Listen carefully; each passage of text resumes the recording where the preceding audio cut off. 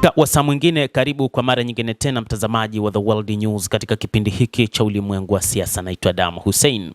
Rais wa Ukraine Volodymyr Zelensky anasema taifa lake la Ukraine lipo tayari kwa mazungumzo na Warusi huko Azerbaijan. Rais huyo wa Ukraine amesema nchi yake iko tayari kufanya mazungumzo na Urusi, na amesema akiwa ziarani kwenye mji wa Kabala huko Azerbaijan baada ya kukutana na Rais Ilham Aliyev. Zelensky alianza ziara yake nchini humo na kukutana na jopo la wataalamu wa Ukraine wanaoshirikiana na wataalamu wa Azerbaijan kubadilishana uzoefu kuhusu ulinzi wa anga dhidi ya mashambulizi ya drone na makombora ya Urusi. Urusi hata hivyo imeendelea kuishambulia Ukraine. Wakati huo huo, mashambulizi ya anga ya Urusi yamewaua watu 5 nchini Ukraine. Watu wengine zaidi ya 30 wamejeruhiwa baada ya maeneo ya makazi ya watu kushambuliwa. Mashambulizi mengine yameripotiwa kwenye mikoa ya Zaporizhia na Odessa. Moja ya drone za Urusi imeripotiwa kuwa imeangukia kwenye mji wa Gat nchini Romania, ambayo ni mwanachama wa jumuiya ya kujihami ya NATO.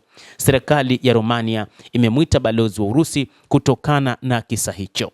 Vita nchini Ukraine wakati huu vimekuwa havitazamwi mno na mataifa mengi duniani kutokana na hali inayoendelea katika Mashariki ya Kati. Eneo la Mashariki ya Kati limeifanya vita vya Ukraine kusahaulika kabisa, na hata rais wa Ukraine Volodymyr Zelensky amelalama katika siku za hivi karibuni akisema kwamba moja kati ya jambo ambalo wakati huu hata Marekani imesahau ni namna ya kuisaidia Ukraine. Rais wa Ukraine Volodymyr Zelensky alidai kwamba wakati huu rais wa Marekani Donald Trump hazungumzii tena kuhusu Ukraine, zaidi amejikita katika vita vyake huko Mashariki ya Kati. Amedai kwamba Warusi bado wanaendelea kuishambulia Ukraine, lakini pia wakati huu nchi za Magharibi zikitengeneza namna ya kuweza kuisaidia nchi hiyo ya Ukraine.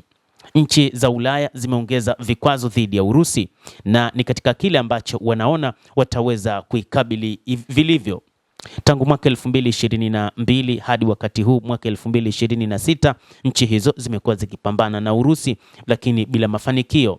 Hata hivyo, Urusi itakabiliwa na vikwazo vikali zaidi kutoka Umoja wa Ulaya kufuatia kushindwa kwa waziri mkuu wa Hungary Viktor Orban katika uchaguzi mkuu uliofanyika katika nchi hiyo. Ikumbukwe Viktor Orban ni moja kati ya viongozi ambao walikuwa wakipura ya turufu katika Umoja huo wa Ulaya kuilinda Urusi. Kulingana na mkuu wa sera za Umoja huo wa Ulaya Kaja Kallas, viongozi wa Umoja huo wa Ulaya wako tayari sasa kukamilisha kifurushi cha 21 cha vikwazo dhidi ya Urusi. Kallas alisema hapo pembezoni mwa mkutano wa kilele wa EU uliofanyika huko Nikashia. Alisema hatua hii inatuma ujumbe wa wazi kabisa kwa Urusi kwamba haiwezi kutuhangaisha tena, alisema mwanadiplomasia huyo. Kallas alisema mikakati yote iliyokwama awali kufuatia pingamizi kutoka Hungary sasa inaangaliwa upya, akisisitiza pia lazima maeneo yote yaliyopaswa kutovukwa yatathminiwe. Pia hatua hizi zinaweza kujumuisha kuwawekea vikwazo zaidi matajiri na watu walio na ushawishi nchini Urusi, pamoja na wawakilishi wa kanisa la Orthodox la Urusi